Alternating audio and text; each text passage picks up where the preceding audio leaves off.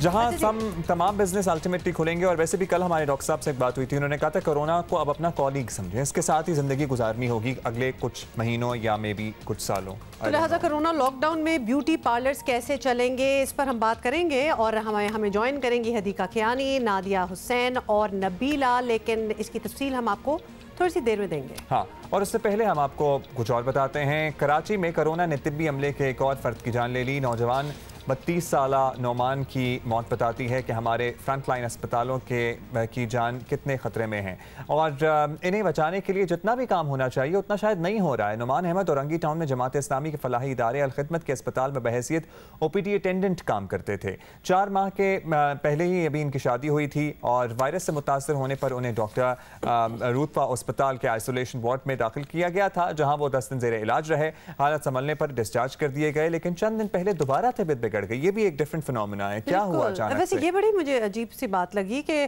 ठीक होके वापस जब घर आ गए उसके बाद फिर उनकी तबीयत जो थी वो ख़राब हुई। एक हफ्ता पहले नेशनल इमरजेंसी ऑपरेशन सेंटर ने इंकशाफ किया था। आपको याद दिला दें कि मुल्क भर में 444 हेल्थ केयर वर्कर्स वायरस से मुतासर हैं, जिनमें से 8 का इंतकाल हो चुका है। These numbers are quite staggering as well. हमें इस वक्त ज्वाइन किया है मरहूम नुमान के भाई नवीद नसीम ने। नवीद, सबसे पहले तो आपसे हम इजहार अफसोस ही करेंगे। आपके भाई की मौत पर बहुत ही अफसोस हुआ, वेरी अनफॉर्चुनेट। पूछना हम आपसे ये चाहते हैं कि आपके भाई को कोरोना कैसे लगा, इसका कुछ पता चला है अभी तक? क्योंकि हमें जो बताया गया, ऐसा यूपी सिविल वालों ने जो हमें बताया कि इनको जो कोरोना हुआ होगा ये इनके स्टाफ में से या इनके पास में जो जहाँ ये ड्यूटी करते थे वहाँ से इनको लगा होगा। शायद कि ऐसा पेशेंट आ गया होगा जिनको इन्होंने कवर किया होगा, जैसे ट्रीटमेंट इन्होंने मेरे भाई नुमान ने करी होगी, उससे उनको लग गया होगा। अच्छा नवीद, आप हमें ये बता सकेंगे कि क्या नुमान मुकम्मल एहतियात कर रहे थे? जो भी मेडिकल शोबे से मुंसलिक लोग हैं, ज़ाहिर है उन्हें और ज़्यादा खुसूसी एहतियात की ज़रूरत होती है। उन्हें वो तमाम किट वगैरह भी फराहम की गई थी अगर उनका आना जाना था ऐसे लोगों में जो उनको कोरोना था? बात तो ये है कि अल्फिंदर वालों ने तो पूरी किट दी हुई थी, ड्रेस के साथ जूते, दस्ताने, सर पे जो टोपी लगाते हैं वो सब इनको मिला हुआ था और मास्क वगैरह सब उनके पास था, सैनिटाइजर वगैरह सब उनको दिया जाता था तो हॉस्पिटल से। लेकिन बस एहतियात तो ये सब पूरी करते थे कि ड्रेस वहीं की वहीं रख जाते थे, घर तक भी लेकर नहीं आते थे, वहीं से आते साथ फोन करके नहाते भी थे, सारी एहतियात नहीं करते थे। लेकिन इनको ये हॉस्पिटल रहते थे, इनको पता है कि ये बीमारी कितनी जानलेवा हो सकती है सबके लिए, लेकिन ये वहाँ पे शायद ड्यूटी करते थे तो ये कभी फिक्र नहीं करते थे अपने, बस ड्यूटी कर रहे हैं तो ड्यूटी कर ही रहे सबके साथ। बड़ा मुश्किल है इस बारे में बात भी करना। ये भी बताइएगा कि खुदा न खास्ता नुमान की फैमिली तक तो ये वायरस नहीं पहुंचा, सब तसल्ली कर ली गई है बाकी जो फैमिली मेंबर्स हैं उनमें?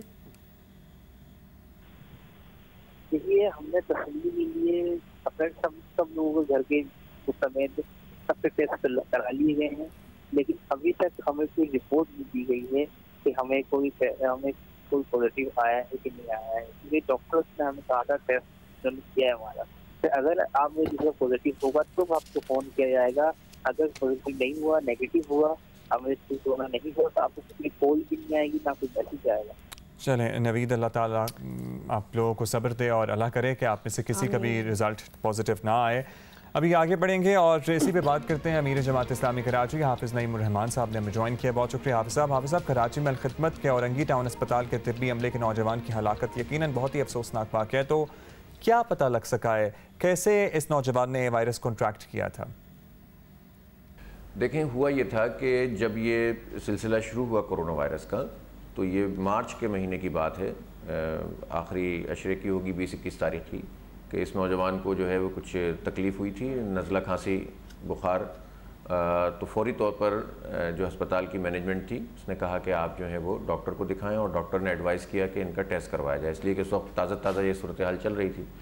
लेकिन जब ये डाव पहुँचे तो वहाँ के डॉक्टर्स ने कहा कि नहीं, आप ये दवा लें और उसके बाद जो है वो आराम करें।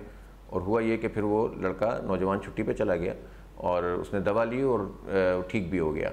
उसके बाद वो कुछ दिनों के लिए हॉस्पिटल आया आपको मालूम है कि अस्पतालों में तो वैसे भी बहुत ही इमरजेंसी के अलावा तमाम OPDs बंद हैं और अलखिदमत के तो तमाम अस्पतालों में ये सिलसिला इस वक्त मौजूद है कि OPDs नहीं हो रही हैं और जो काम हो रहा है वो भी बहुत ही ज़्यादा प्रोटेक्शन के अंदर करने की कोशिश की जा रही है। तो नॉर्मल चल रहा था और फिर उसको जब कोई तकलीफ़ महसूस हुई तो फौरी तौर पर अलखिदमत की मैनेजमेंट ने और डॉक्टर्स ने उसको एक मरतबा फिर रवाना कर दिया कि आप यहाँ तशरीफ़ न लाएँ और अपना जो है वो टेस्ट करवाएँ। आपको मालूम है कि इस वक्त जो सूरत हाल होती है कि कोई भी आदमी टेस्ट कराने से इसलिए भी बचना चाहता है कि जैसे ही अगर कोई पॉजिटिव आ जाता है तो उसको क्वारंटीन न सिर्फ उसको किया जाता है, घर को किया जाता है और एक अजीब सी सूरत हाल पैदा हो जाती है।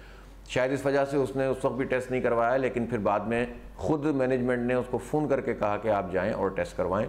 उसने फिर जब जाकर इंडस गए तो उन्होंने भेजा SIUT और फिर SIUT में जब उसका टेस्ट आया तो वो पॉजिटिव आया और उसके बाद उसको एडमिट कर लिया गया। आपको मालूम है कि जब इस तरह के पेशेंट एडमिट होते हैं तो उनका राब्ता मुनक़ते हो जाता है और वहाँ की जो इंतज़ामिया है, जो हॉस्पिटल की है, वही इसको सब मैनेज कर रही होती है। तो वहाँ पर जो भी उसका ट्रीटमेंट हुआ वो फिर जानवर नहीं हो सका और अल्लाह ताला उसको जो है वो ये वबा से चूँकि उसकी हलाकत हुई है तो अल्लाह ताला उसको शहादत का दर्जा अता फरमाए।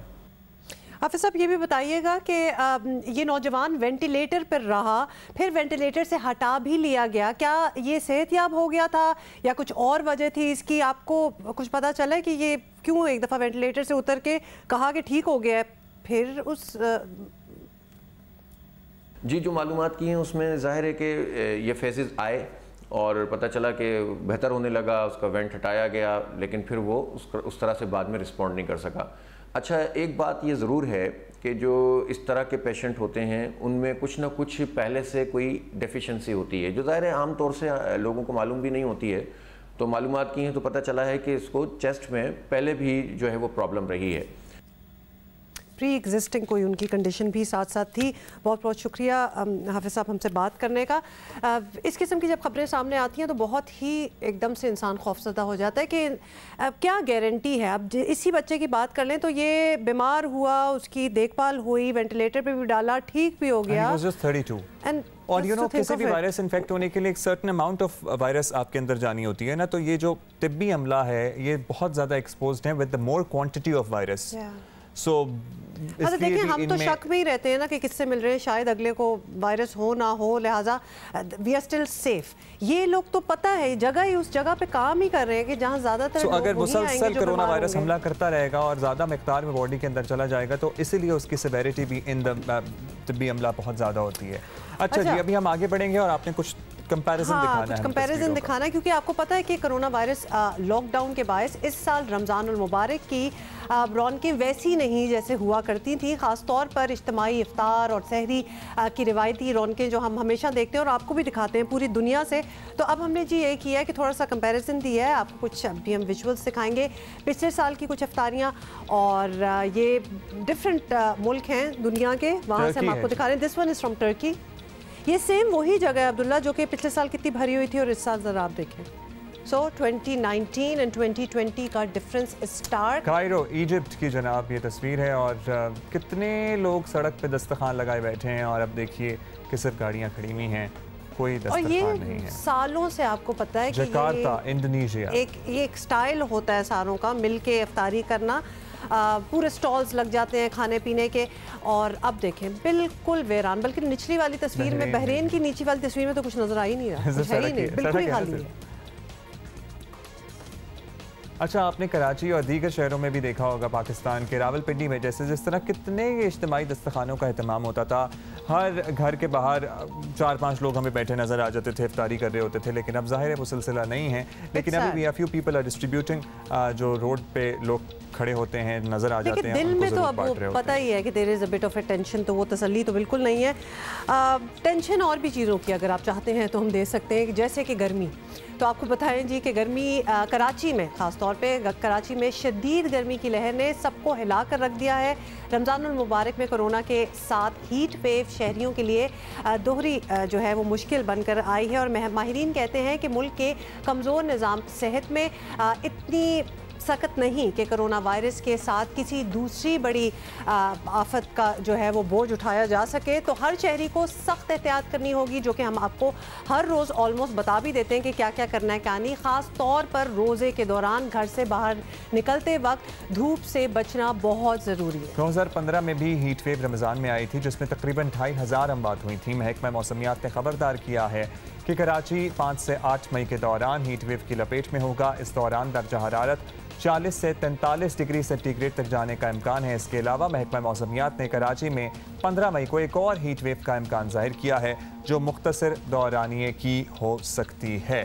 डायरेक्टर महकमा मौसमियात सरदार सरफराज साहब हमारे साथ मौजूद हैं, उनसे ज़रा बात करते हैं इस मामले पर मज़ीद। बहुत शुक्रिया सरदार सरफराज साहब, आपने वक्त दिया। सरदार साहब, कराची में जिस तरह गर्मी चल रही है, इसने ज़ाहिर सबको परेशान कर रखा है और ज़्यादा परेशानी होती है क्योंकि रमज़ान है, रोज़े से हैं लोग, तो कब तक ये सिलसिला ख़त्म हो जाएगा?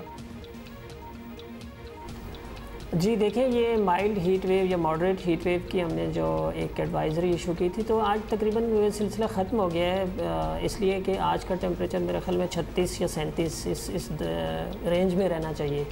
तो वो जो 40-42 वाली बात थी वो तो ख़त्म हो गई, वो चीज़ नहीं रही है अब।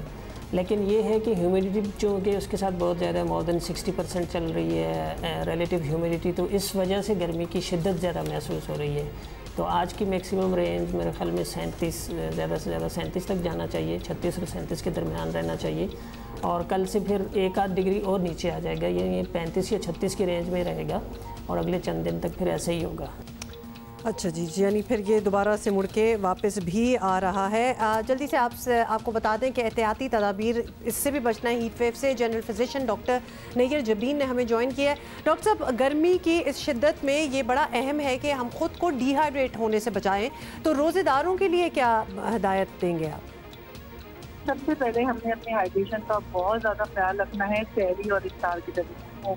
सहरी और इफ्तार के टाइम पर हमें इफ्तार के टाइम पर, जैसे कि हमारे यहाँ आपको पता है कल्चर है कि बहुत ज़्यादा ऑयली चीज़ें खाई जाती हैं, तो आप बहुत ज़्यादा ऑयली चीज़ों को अवॉइड करें, पानी का इस्तेमाल ज़्यादा करें। आप एक खजूर से रोज़ा खोल के अपने इफ्तार में आप बजाय ऑयली चीज़ों के आप मशरूबात का इस्तेमाल करें, और मशरूबात में जो फ्रेश जूसेस होते हैं उसका इस्तेमाल करें।